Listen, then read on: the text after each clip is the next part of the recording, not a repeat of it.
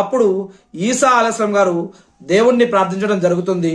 అప్పుడు అల్లా ఒక రకమైనటువంటి పురుగులను పంపి ఆ జాతులని నాశనం చేస్తాడు అని, ఆ తర్వాత వర్షం కురిసి మళ్ళా భూమి శుభ్రం అవుతుంది అని, ఇలాంటి అనేక విషయాలు భవిష్యవాణికి సంబంధించినటువంటి ప్రవక్త ముహమ్మద్ సల్లల్లాహు అలైహి వసల్లం హదీసులో చెప్పబడ్డాయి.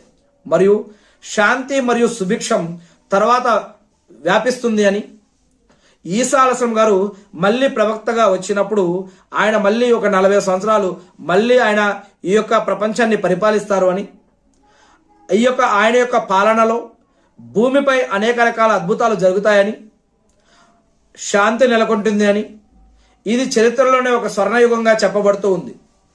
మరి ఉదాహరణకి కొంతమంది ఉలమాలు చెప్తూ ఉంటారు, దీంట్లో ఎంత నిజముందో అల్లాహ్ ఏమంటే, పులి మరియు మేక ఒకటే చోట కలిసి మేస్తూ ఉంటాయి, పిల్లలు పాములతో ఆడుకుంటారు, అవి వారిని ఏమీ చేయవని, ద్వేషం అసూయ అనేవి మనుషుల నుండి తొలగిపోతాయని, సంపద ఎంతగా ఉంటుందంటే ఒక్కొక్కరి దగ్గర సంపద ఎలా ఉంటుందంటే దాన ధర్మాలు చేయాలంటే తీసుకునేవారు ఉండరని, అందరూ ధనవంతులుగానే ఉంటారు అని, వివాహం మరియు మరణం మొదటిసారి వచ్చినప్పుడు ఈసా అలైహిస్సలాం గారు పెళ్లి చేసుకోలేదు.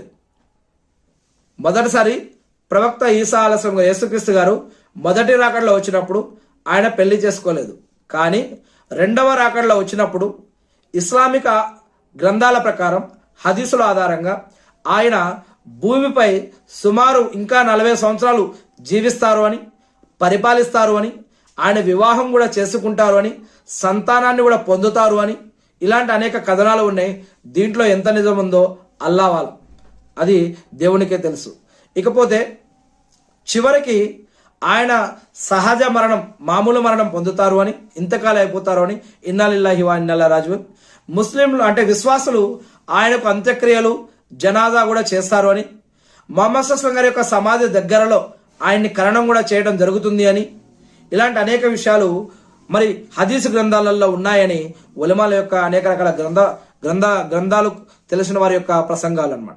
ఇక ఈసా అలైహిస్సలాం గారి యొక్క రాక అనేది న్యాయం గెలుస్తుంది అని అనడానికి, ప్రళయ దినం, తీర్పు దినం, జడ్జిమెంట్ డే ఉంది అని అనడానికి, ఈ యొక్క అబద్ధపు మెస్సయ్య అని చెప్పుకునే యొక్క దజ్జాల్ ఓడిపోతుంది అని అనడానికి, యాజూజ్ మాజూజుల యొక్క రాక మరియు వారి యొక్క అంతం గురించి, మరియు ధర్మం సత్యమని నిరూపించడానికి, ఇవన్నీ కూడా ఒక సూచనగా ఈసా అలైహిస్సలాం గారి యొక్క రెండవ రాకడ అనేది జరుగుతుంది అని, మరి ఈ విషయం గురించి ఇంకా అనేక విషయాలు ఖురాన్ మరియు హదీసులో కూడా చెప్పబడ్డాయి.